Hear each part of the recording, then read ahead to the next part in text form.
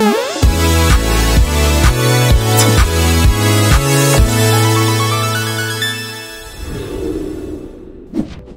pagi Bapak Ibu semua, terima kasih atas kehadirannya pagi ini.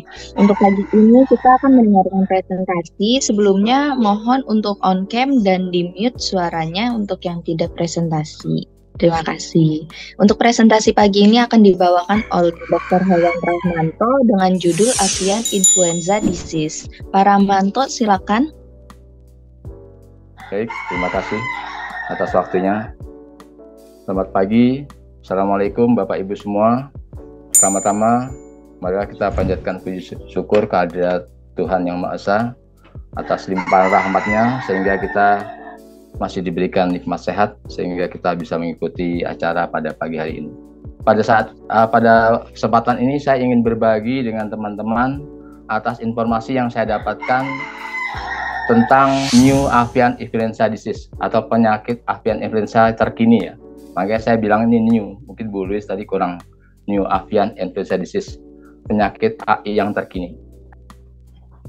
AI sampai saat ini masih menjadi ancaman peternak karena kemampuan virus yang mudah bermutasi dan dapat menyebar dengan sangat cepat. Oleh karena itu, tidak menutup kemungkinan akan timbulnya AI disease yang baru lagi. Kita ketahui AI adalah penyakit pernapasan menular yang menyerang saluran pernapasan, pencernaan, dan sistem saraf. Pertama kali terindikasi di Indonesia pada Oktober 2003 dan telah diproduksi vaksin yang banyak dengan H5N1 Clade 2321C. Akan tetapi pada akhir tahun 2022, yaitu tepatnya pada April 2022, itu kembali mewabah di peternakan bebek packing di Kalimantan Selatan.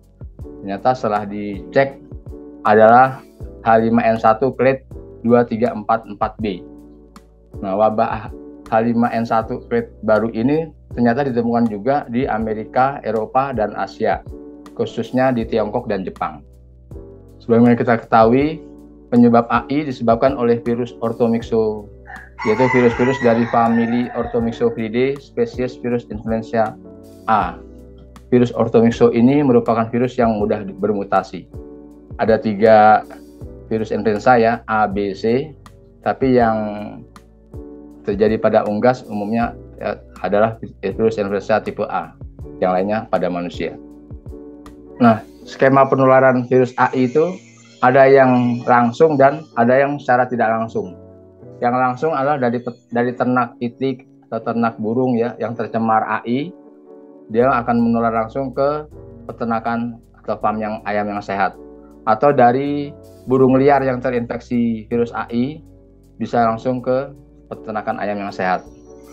Secara tidak langsung adalah melalui pakaian manusia dan sepatu, melalui kendaraan, melalui pupuk kandang ya, yang sudah tercemar dari farm yang peternakan ayam atau farm yang tercemar virus AI.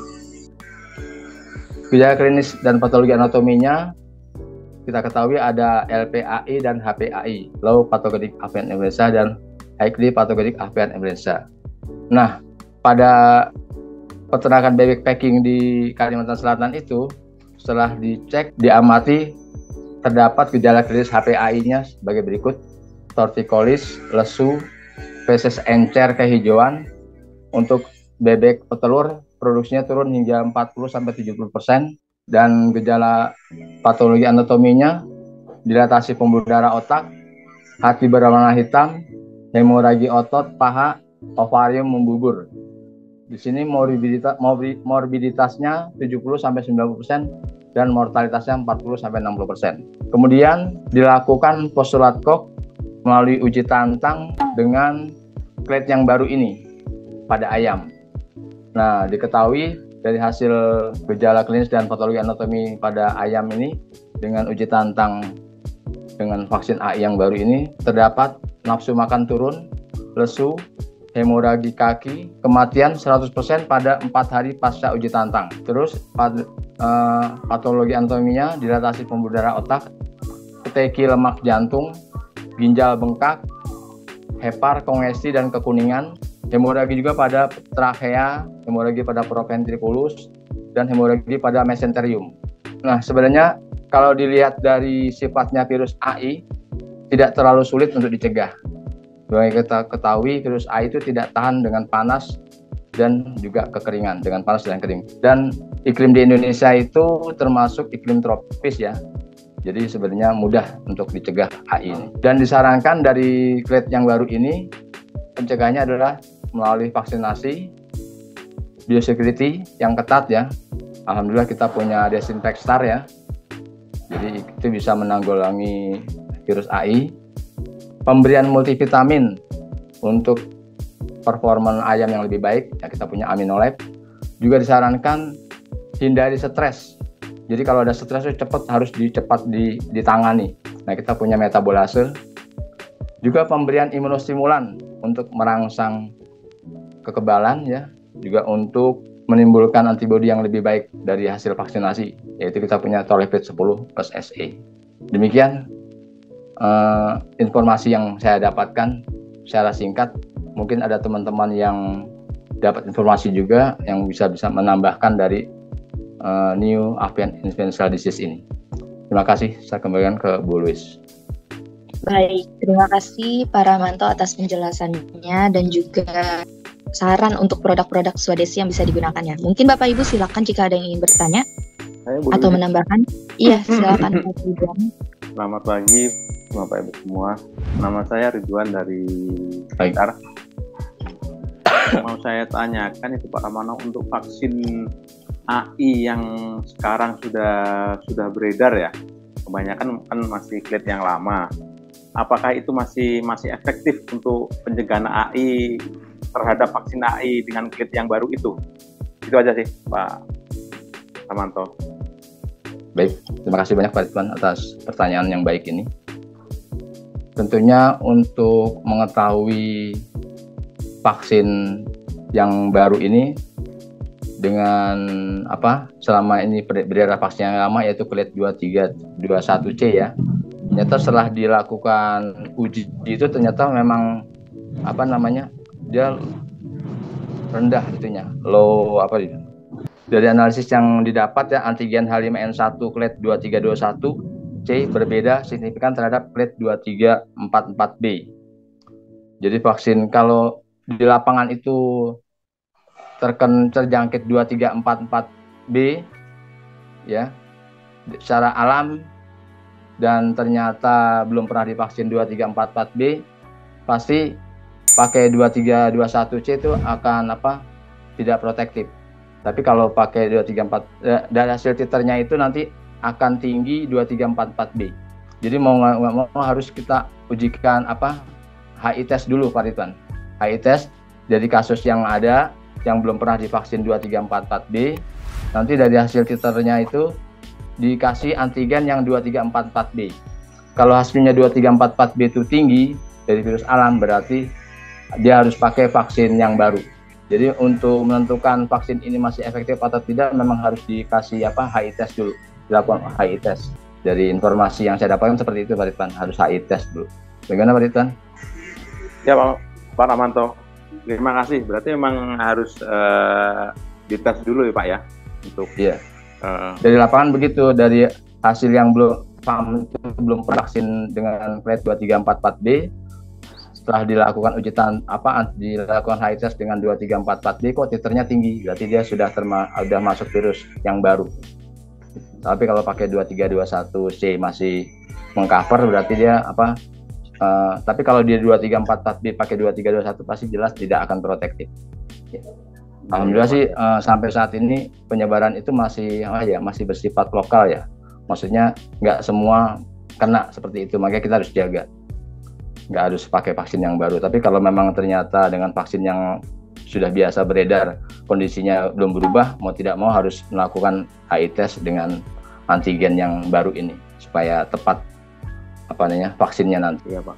Untuk kesediaan vaksin itu sendiri udah di lapangan udah ada Pak ya? Yang baru ini sih setahu saya kemarin kan terakhir yang presentasi di Sukabumi adalah dari Medion. Nah untuk yang lama itu saya kurang untuk supplier yang lain saya kurang paham. Mungkin bisa ditanyakan lagi apakah ada clade. Tapi saya yakin supplier lain pasti akan mengikuti karena kan memang vaksinnya sudah harus yang baru. Gitu. Ini saya dapatkan ya. Itu aja. Ya, Pak. Dan Medion juga punya antigennya. Kalau memang mau tes antigen, mau tes itu HI test dengan 2344B itu Medion punya antigennya juga. Begitu info yang saya dapatkan. Baik Pak, terima kasih Pak Ramanto. Ya, sama-sama. Baik, terima kasih Pak Ridwan atas pertanyaannya. Mungkin Bapak Ibu yang lain juga boleh ada tambahan atau pertanyaan lainnya. Persilakan. Mungkin saya izin bertanya itu. Boleh Pak Rizal dulu. Iya, Pak Rizal dulu. Baik, terima kasih. Tadi kan di presentasi Bapak menjelaskan terkait LPAI sama HPAI ya. Dan yang untuk gejala-gejala patologi dan klinisnya kan yang dijelaskan HPAI-nya. Kalau untuk LPAI-nya itu apa aja Pak gejala klinisnya? Terus cara membedakan AI sama kolera sama penyakit bakterial lainnya itu kira-kira apa Pak? Ini itu. Ya, terima kasih atas pertanyaannya Pak Rizal. LPAI dan HPAI itu bedanya dalam kemampuan menyebar ke dalam tubuh ayam yang terserang. Ya. Nah, kenapa selama ini LPAI itu kita tidak bicarakan? Karena LPAI itu hanya dalam waktu seminggu itu sembuh. Sedikit sekali gejala respirasinya, kematiannya kurang dari 5% itu LPAI. Makanya jarang kita jelaskan lah lebih lanjut untuk LPAI. Dan organ yang diserang biasanya pencernaan dan pernapasan. Tapi kalau HPAI itu semua organ diserang, kematiannya bisa sampai 100%. Makanya yang kita khawatirkan adalah HPAI. Tapi jangan salah dengan LPAI, karena LPAI ini bisa bersifat karier, tetap harus segera kita cegah. Nah, memang diferensial diagnosanya banyak ya, bisa ND, bisa kolera, bisa tadi kolisa, koli, karena adanya ovarium yang berbubur kayak koli gitu. Memang banyak, tapi ciri khas daripada AI adalah yaitu yang saya katakan, kalau di ayam tuh gejala klinisnya udah kelihatan kakinya tuh kemerah-merahan, hemoragi kaki, di tempat lain nggak ada. Di samping juga ada, kalau kita bedah PA itu terjadi hemoragi pada mesenterium, itu juga mesenterium. Kalau yang trachea proventricular hampir sama dengan ND, itu yang menciri khas daripada ND. Samping itu kalau kita bedah otaknya ada perdarahan otak, itu juga termasuk ciri khas AI. Harus kita bedah di kepalanya. Dibanding dari gejala klinis yang lain, pada kolera, pada istilahnya diagnosa banding dari AI ini. Gitu Mas Rizal. Oke, siap Bapak. Terima kasih atas penjelasannya. Masuk. Ya, sama-sama. Saya mau bertanya, Bu. Iya. Iya, Pak. Tadi kan dijelaskan sama Pak Ramanto bahwa virus AI tersebut adalah virus yang terus bermutasi ya Pak. Kira-kira untuk menanggulangi hal tersebut itu seperti apa ya?